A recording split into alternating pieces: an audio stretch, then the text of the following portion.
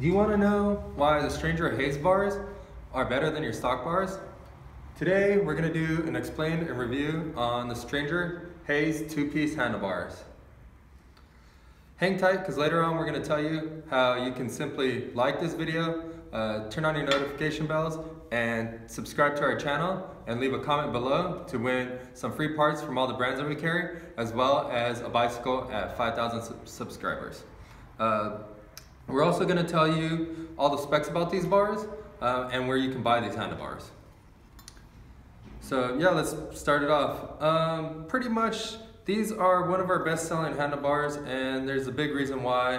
And one of the reasons why is that they're one of our most inexpensive handlebars, but at the same time they give you a really good quality handlebar. So usually when you have a stock handlebar, a lot of problems happen, and you usually have to upgrade your handlebars if you're riding a little bit harder and you're jumping a little bit higher than the guy next to you and stuff like that. So as you progress when you're riding, you tend to jump a little bit bigger jumps, you end up bailing, stuff like that. Stuff kind of happens. So usually the stock handlebars are made out of a high tensile steel handlebar. So pretty much the high tensile steel, they're a great handlebar just to start off on, but if you're jumping and you're landing flat and you're bailing and you're just not landing super perfect like a racer, you tend to bend the handlebars, or the bars move forward because you land nose heavy and stuff like that. So what happens is that you end up having to buy another handlebar. Let's kind of talk a little bit about the things that happen to handlebars. Like I was stating before, the handlebars bend. That's usually from the bike bailing and landing on the side and bending back like this. Another thing is that maybe you bail and the bars land downwards like this, and maybe it hits one end on the one side, and it'll actually twist your bars, so your bars and wheel are never straight. Another thing I see is that a lot of people end up clamping the bar down way too tight. I think usually it happens from tightening the bolts improperly, tighten the bolts on the bottom, and what happens is the bars keep slipping forward and backwards, and then eventually it just wears out the little knurl, or it tears up the stem so that the stem ends up having less meat there, so it can't clamp it as well. So what eventually happens is that they finally make it even and continue to clamp it down and clamp it down, and what that does is it ends up smashing the handlebar.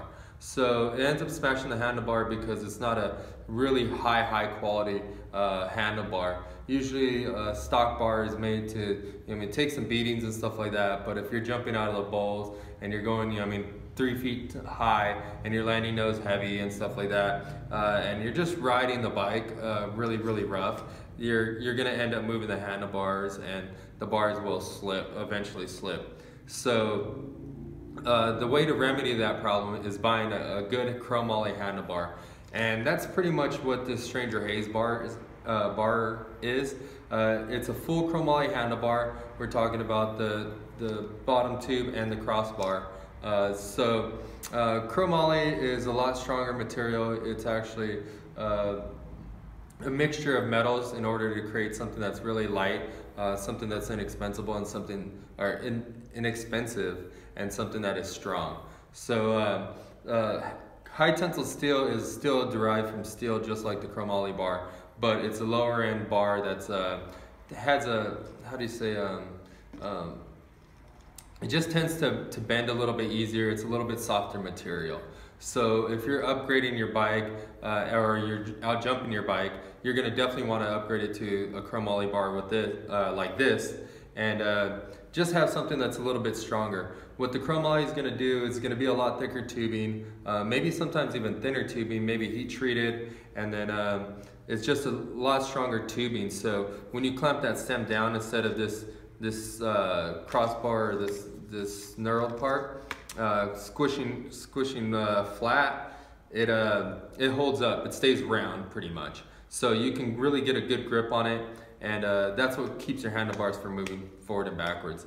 So I think that's the #1 thing when you're starting off riding. You buy a stock bike, you start riding around the neighborhood, you start jumping curbs. Next thing you know, you got a couple more boards and a couple bricks, and you start jumping off a little bit bigger. Then you start going to the jumps, and you're building trails and building dirt jumps in the field, and you overshoot a jump or you bail or something like that and your bars move, or you may be doing the same thing at the skate park. Maybe you do an air, or you drop in, or you do a little gap and you land nose heavy, and that causes your bars to move.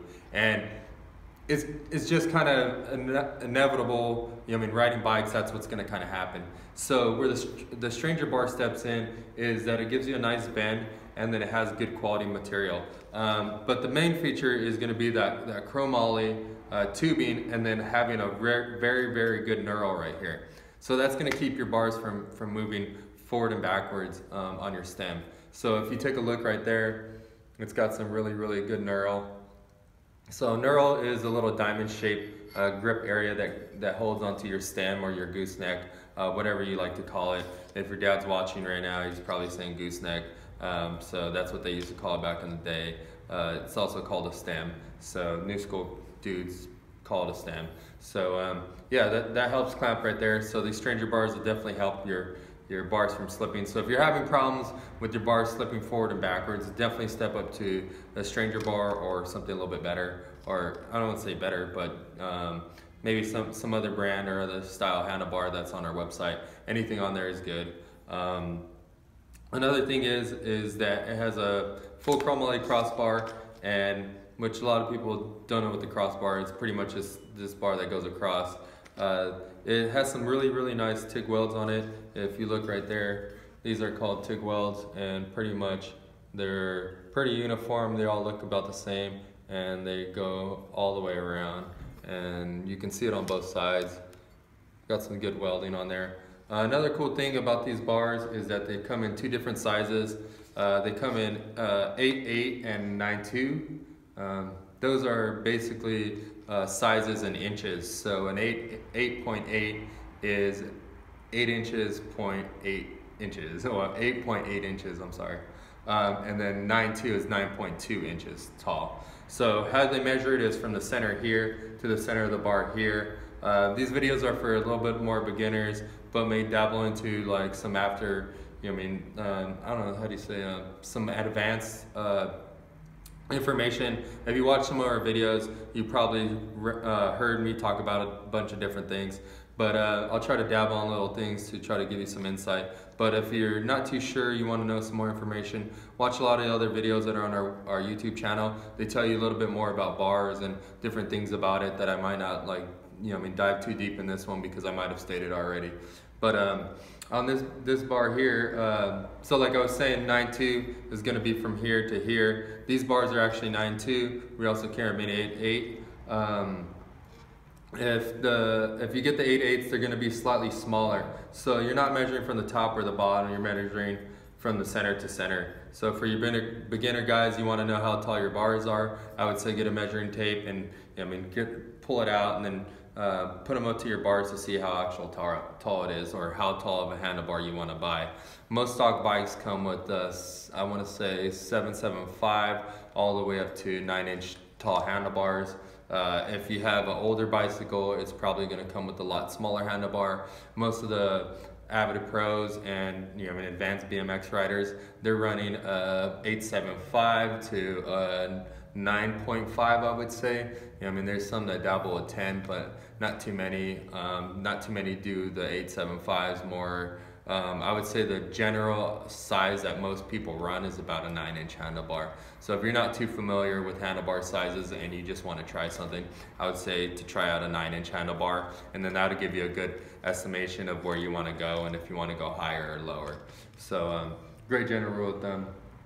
But yeah, if you look at the end of the handlebar, they're relatively thick, so if you bail or crash or anything like that, it's going to be really hard for your handlebar to bend. These, like I said, are full 4130 chromoly. They're heat treated so that it makes it really hard to bend. These bars are relatively light. They're not super heavy. And another cool thing is that it's got this pretty cool Stranger graphic. That one's been around for a long time. The dudes on the team have been rocking that forever, and definitely made that staple in BMX and made it look pretty cool. So if you're into their graphics, which we definitely are, these bars look super dope. Some of you advanced guys want to know what the geometry on these bars are. They're 28.5 inches wide, And so if you're not too familiar with like geometry and stuff like that for you beginners, 28 inches wide is or 28 and a half inches wider is how long it is from here to here. So if you get a measuring tape, you measure from here to here, it's going to be 28 and a half inches wide. So that gives you the kind of general rule of thumb. You can measure your bars the same way to see what you like, or what you really want out of your handlebar.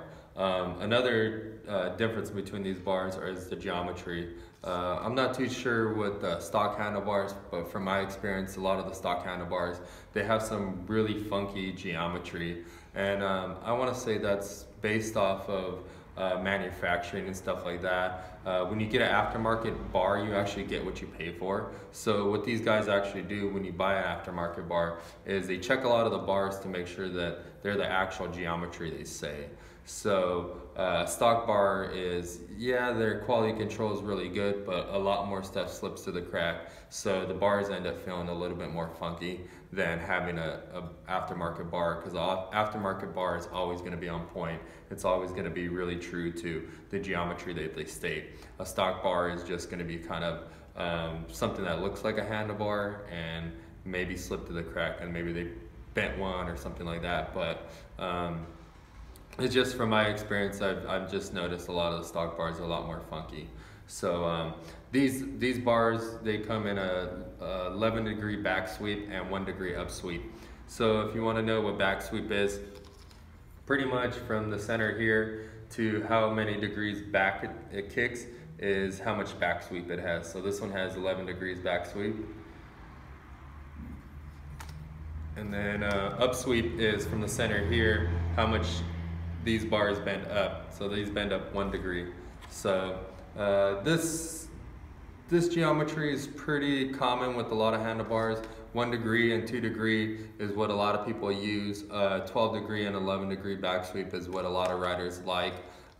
It just, I don't know, it feels really, really nice. Yeah, they're pretty much, total upgrade from your stock handlebars. I know they look like a 2-piece handlebar, just like your stock one. I know they have a crossbar just like it, but these are highly manufactured. They have Madrell bent angles right here and right here, so that everything is uniform. And then they're TIG welded right here on the ends, and these are higher end material. It's kind of like saying, hey, get a beer can compared to like your kitchen fork. The beer can is going to be a lot softer metal, and the kitchen fork is going to be able to take more beating. It's a lot stiffer, a lot harder. So that's pretty much the differences between like a stock handlebar and an aftermarket bar like this. So if you're definitely riding hard, you're riding tough, definitely buy an aftermarket bar like these Stranger Haze bars. So definitely cool. If you're looking at where to buy these handlebars, you can buy them from our website at stackbmx.com. Any of these handlebars that are this Stranger handlebar, any other handlebars on our website, they fit any of the bicycles that are on our website. They fit any of the stems on our site. Any of the grips fit on there. Pretty much these are pretty universal. If you have a BMX bike right now, most likely these handlebars fit your bike. About 99% of the chance that these will fit your bike. They'll fit the grips, the levers, everything you have. So if you have a stock bike, even a department store bike, you can buy these handlebars and they'll definitely fit your bicycle. So yeah, pick up a pair of these Stranger Haze bars.